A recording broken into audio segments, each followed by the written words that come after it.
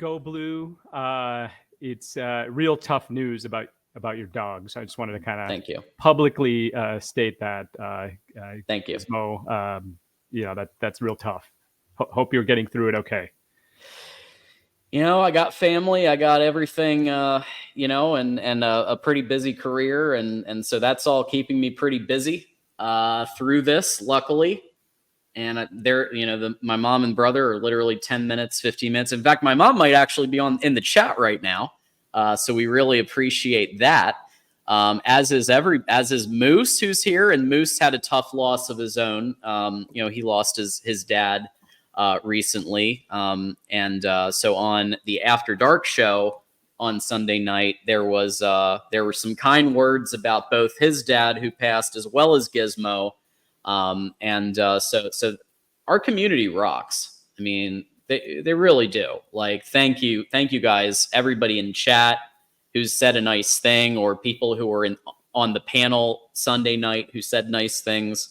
You guys are awesome. Really, really appreciate it. Okay. We have a lot of news to get to before we get to we'll have a couple. I'll be saying some words at the end of the show, but we have a lot to get to. This excited me, y'all. I got excited about the Beat Georgia drill last year because it just kind of felt, I know a lot of people made fun of it, but I was like, no, this is like the intensity and focus on the off season or the postseason that we needed. And I like that this is continuing with now what's called the Quest to Atlanta drill. And all Ben Bredesen would say on it was really just, hey, it's physical practices, it's one-on-ones. You're practicing against guys who could be the guys you play during the season. It just helps everyone get better. So I'd say it's as physical as it's ever been. So with this backdrop, can Michigan actually do this? Can Michigan actually have that quest to Atlanta and get to the national championship and win the national championship? TJ, we'll start with you and kind of what your initial thoughts were when you heard about this quest to Atlanta drill and the mentality that they have right now. Yeah, I mean, when I first heard about it, I thought, obviously we saw this with the Beat Ohio drill, the Beat Georgia drill. So this is another variation.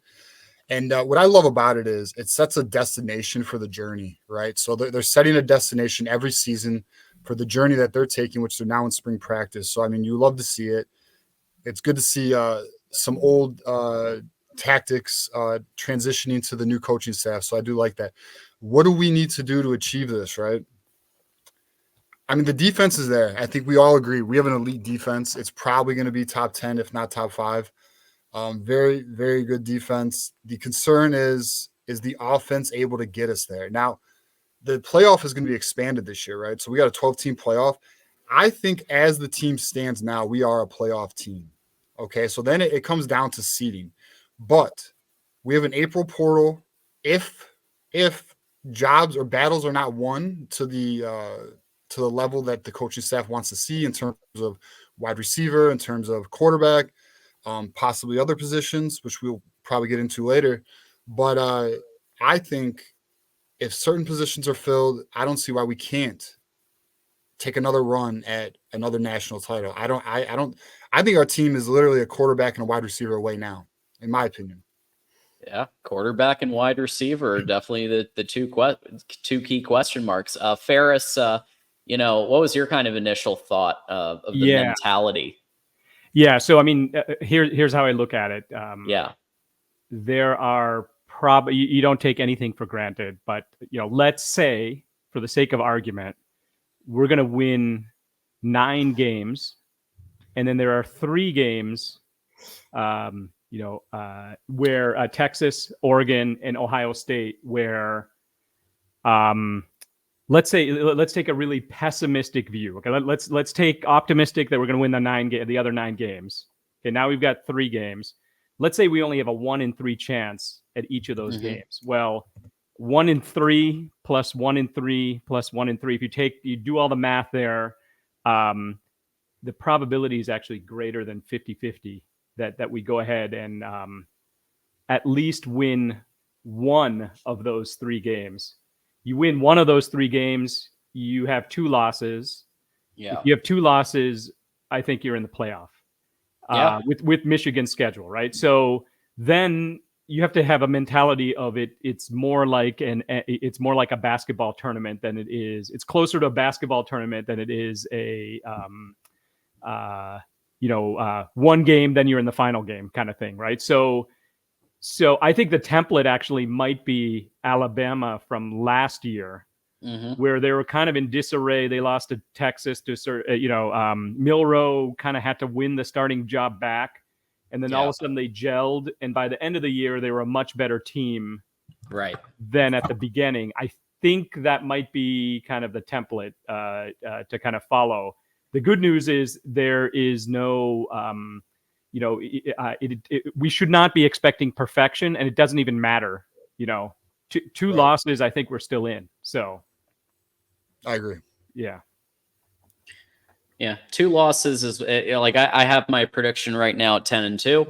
I think there's 2 drops in here somewhere. It might be Texas and Oregon. It might be Ohio State and somebody. It might be USC sneaks in there and gets one if they can figure their defense out quick enough for that game. It's going to be tough with a new defensive philosophy, I think, for them to beat the elite teams in the Big Ten.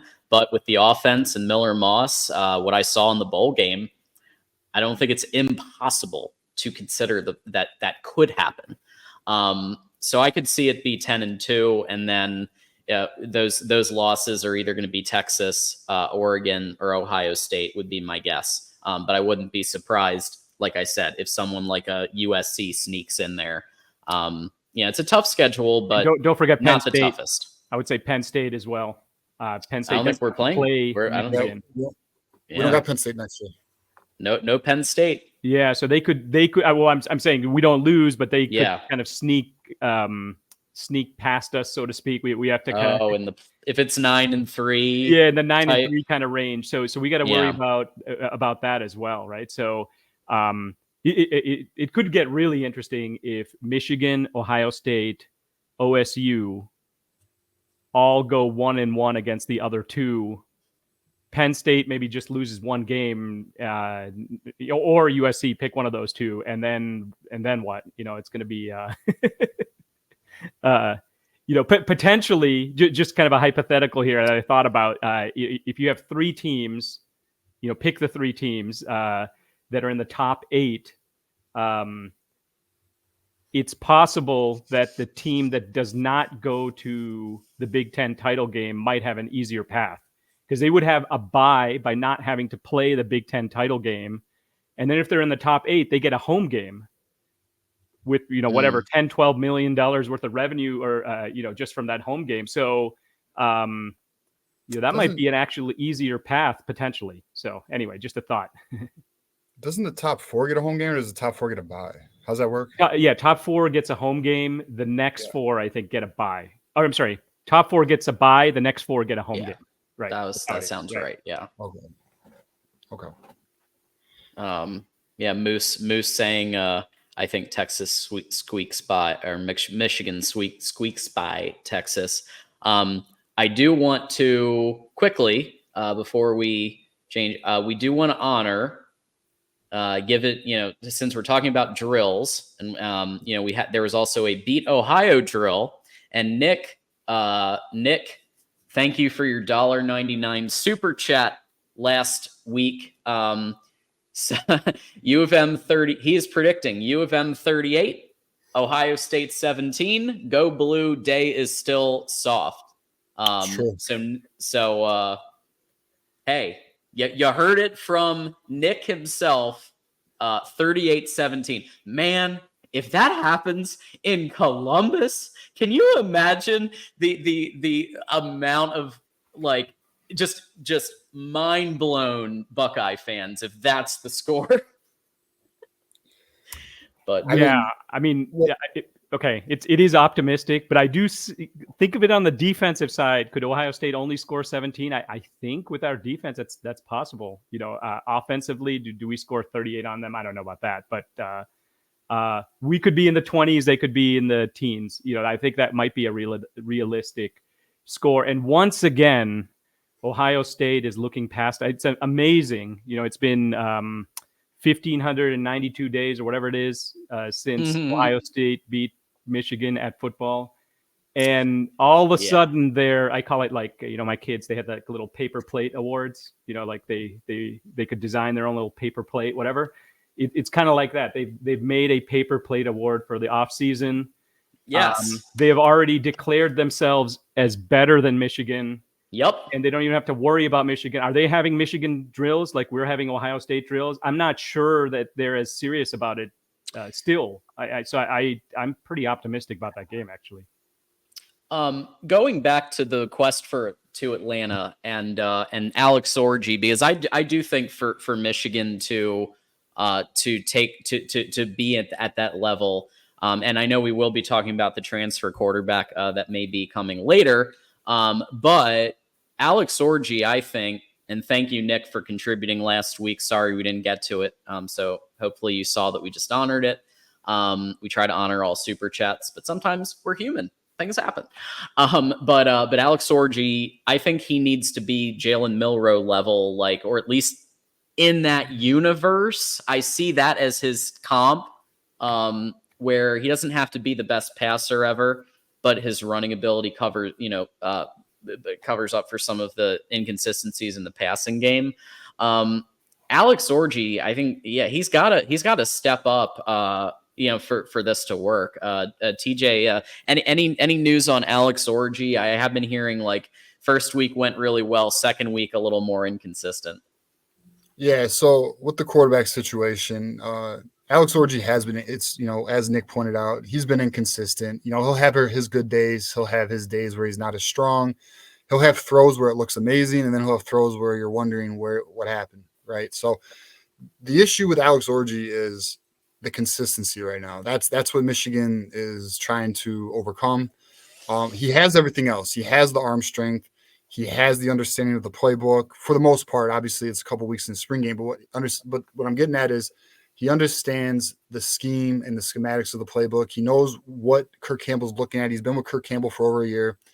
And he has obviously the running ability, which you can't teach, right? That's something you're born with, and he has it. So, and he has the size, so he's gonna be hard to bring down, hard to tackle.